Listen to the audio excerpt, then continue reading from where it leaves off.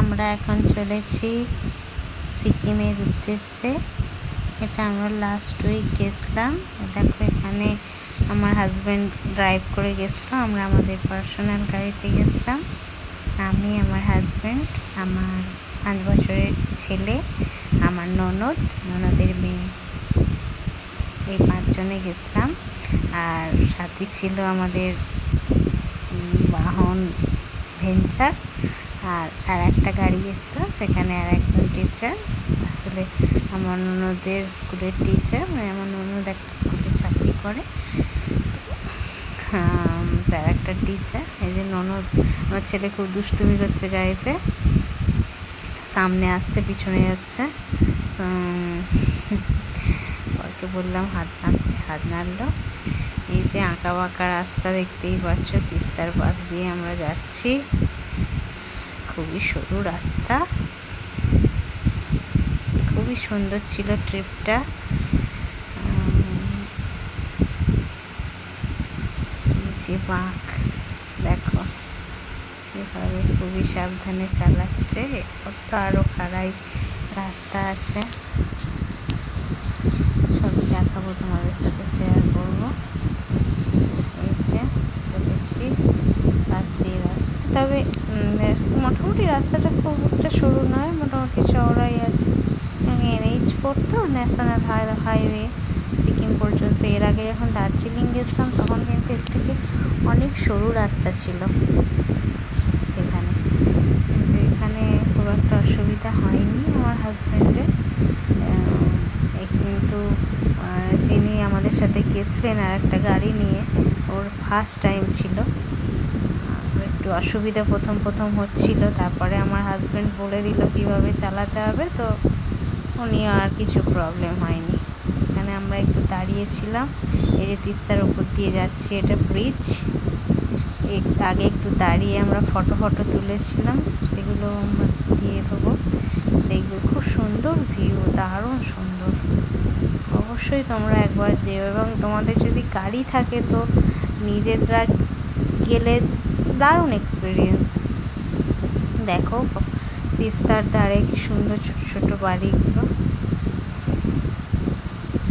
জঙ্গলের মতো। এই যে মনেস্ট্রি আছে, এই জন্য ওদের মনে হয় মনেস্ট্রি থাকে কাছাকাছি, হয়তো এইগুলো জানি না ঠিক। তো ভালো লাগছিলো, এই জন্য নেওয়ার চেষ্টা করেছি।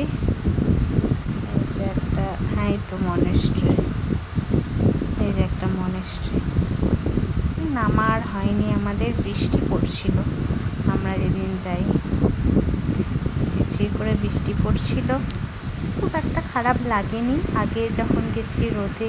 এবার এই যে আমরা এসেছি এখানে একটা রিসর্টের মতো জায়গা, এখানে খাবার দাবার একটু ব্রেকফাস্ট করেছিলাম, কিন্তু এখানেও একটু ঢোকা হলো লাঞ্চটা করে নেওয়ার জন্য। আমার টেমনি যাওয়ার উদ্দেশ্যে রওনা হয়েছিলাম। টেমনিটা অনেক উঁচুতে, তো সেখানে খাবার দাবার পাবো কি না, ওই জন্য একটু এখানে এই যে খাবার খেয়ে নিলাম। আমার ছেলে সমস্ত টেবিলের নেম প্লেটগুলো এনে একটা টেবিলে জড়ো করছে। এখানে খুব সুন্দর করে সাজানো আছে খাবারগুলো। আমরাই ছিলাম, খুব একটা ভিড় ছিল না, খুব সুন্দর জায়গা, পাহাড়ের কোলে, পরিষ্কার ধপধপে, বাইরেটাও খুব সুন্দর জায়গা ছিল। এই যে আমাদের সাথে যখন খেয়ে আবার রওনা দিলাম, সামনে ওই গাড়িটি যাচ্ছে,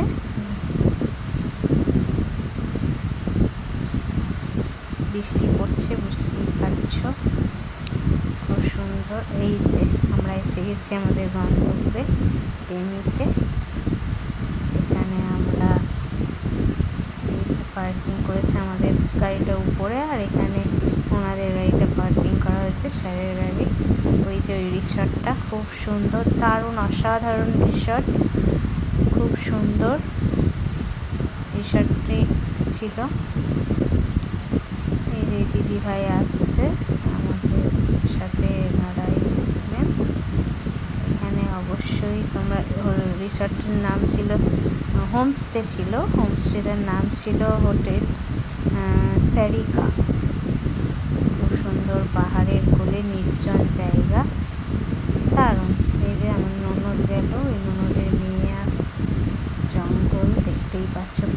নানা রকম গাছ, সে ভর্তি ঝিঝি পোকার ডাক। ভালোই কেটেছিল 2 দিন। এই যে নিয়ে যাচ্ছে আমাদের লাগেজগুলো, খুব সুন্দর।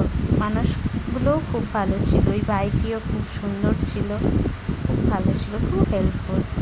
গরম জল থেকে শুরু করে সমস্ত টাইমে টাইমে খাবার দাবার।